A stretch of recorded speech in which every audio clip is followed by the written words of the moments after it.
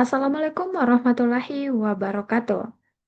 Perkenalkan nama saya Vera Amelia Putri dengan NIM 2309015020005. Di sini saya akan menjelaskan mengenai salah satu metode penerapan harga, yaitu metode markup pricing, guna untuk memenuhi tugas mata kuliah ujian akhir semester mata kuliah mikroekonomi. Baik, untuk mempersingkat waktu, langsung saja kita masuk pada pembahasan mengenai konsep dasar dari markup pricing. Nah, teman-teman, markup pricing ini merupakan metode penentuan harga jual dengan cara menambahkan sejumlah keuntungan atau margin laba ke dalam biaya produk. Artinya, perusahaan maupun UMKM atau kegiatan usaha lainnya itu terlebih dahulu menghitung biaya yang dikeluarkan untuk memproduksi atau memperoleh suatu barang. Kemudian setelah itu menambahkan persentase keuntungan tertentu yang diinginkan oleh pihak perusahaan atau pihak yang menjual daripada barang tersebut. Nah, tujuan utamanya adalah untuk agar seluruh biaya dapat tertutupi dan perusahaan tetap dapat memperoleh laba. Nah, karena sederhana dan praktis, metode markup pricing ini pada umumnya banyak digunakan oleh toko retail, UMKM, restoran, atau berbagai jenis usaha-usaha lainnya. Nah, adapun kelebihan daripada markup pricing ini adalah yang pertama, metode markup pricing itu mudah untuk ditetapkan. Karena perusahaan hanya perlu mengetahui total biaya, kemudian ditambahkan dengan persentase atau berapa jumlah keuntungan yang diinginkan oleh perusahaan. Nah, yang kedua adalah sederhana dan praktis. Artinya, itu dia tidak memerlukan analisis yang mendalam atau metode perhitungan yang terlalu rumit. Nah, kemudian ada membantu menjamin laba karena harga jual sudah ditambahkan ke dalam margin keuntungan. Nah, selain itu, ternyata metode ini juga membantu perusahaan lebih konsisten dalam penetapan harga, sebab mungkin saja persentase yang diinginkan oleh perusahaan itu relatif konsisten, makanya harga jual daripada produk tersebut itu juga relatif konsisten. Nah, kemudian ada faktor-faktor yang mempengaruhi markup pricing. Nah, untuk faktor pertama yang mempengaruhi markup pricing ini adalah biaya produksi.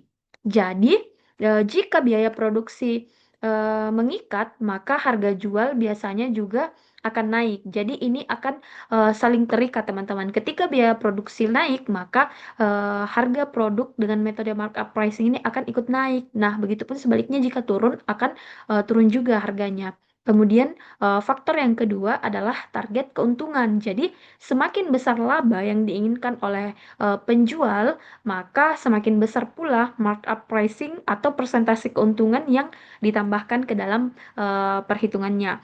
Nah, selain itu, persaingan juga dapat memengaruhi ternyata teman-teman, di mana jika persaingan tinggi, perusahaan harus berhati-hati agar harga tidak terlalu mahal dibandingkan dengan para pesaingnya. Kemudian slide selanjutnya ada permintaan pasar. Nah, jika permintaan tinggi, maka perusahaan memiliki peluang untuk meningkatkan persentase laba yang diinginkan dengan jumlah yang lebih tinggi juga karena banyak orang-orang yang membutuhkan barang tersebut. Nah, kemudian ada daya beli konsumen. Perusahaan harus mempertimbangkan kemampuan konsumen dalam membeli produk. Jangan sampai daya beli konsumen itu rendah, kemudian persentase laba untuk markup pricing yang ditetapkan itu tinggi. Jadi itu merupakan hal yang tidak boleh dilakukan oleh perusahaan atau pihak yang menyediakan barang.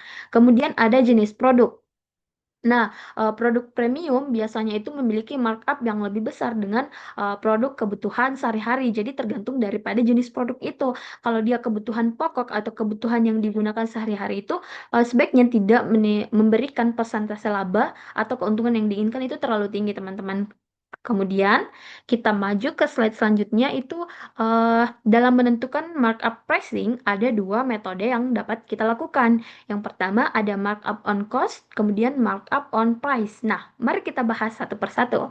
Nah, untuk markup on cost ini merupakan eh, keuntungan yang dihitung berdasarkan biaya produk. Jadi biaya ditambahkan dengan persentase keuntungan tertentu. di mana untuk untuk menetapkan markup pricing menggunakan metode ini menggunakan rumus profit margin sama dengan harga dikurang biaya, atau bisa menggunakan rumus lain, harga sama dengan profit margin ditambah dengan biaya. Kemudian yang kedua ada markup on price, di mana markup on price artinya perusahaan menaikkan harga untuk mencapai sejumlah keuntungan atau profit margin. Yang menjadi pembagi dalam menentukan keuntungan adalah harganya, di mana dirumuskan dengan profit margin sama dengan harga dikurang biaya dibagi dengan harga. Nah, kita masuk ke contoh perhitungan daripada kedua metode yang telah kita bahas tadi. Nah, ini adalah contoh soal dari markup on cost. Nah, kita baca soalnya teman-teman.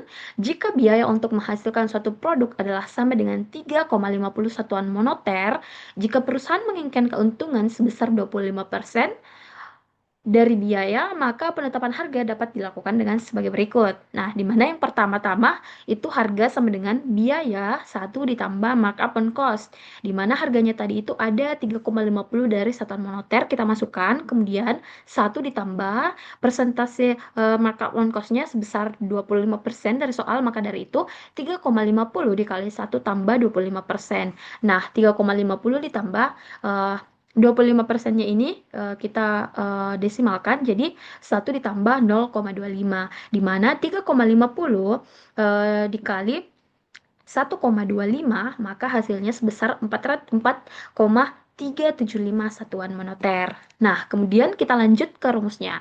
Ada profit margin sama dengan harga dikurang biaya. Nah, profit marginnya itu tadi yang telah kita cari 4,375 dikurang 3,50 biaya yang ada pada soal.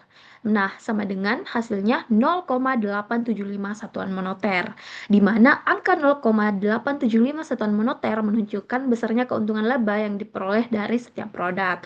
Nah, kemudian kita buktikan apakah laba yang diperoleh itu benar adanya 25% sesuai dengan persentase yang telah ditentukan, di mana dirumuskan dengan profit margin sama dengan harga dikurang biaya dibagi harga.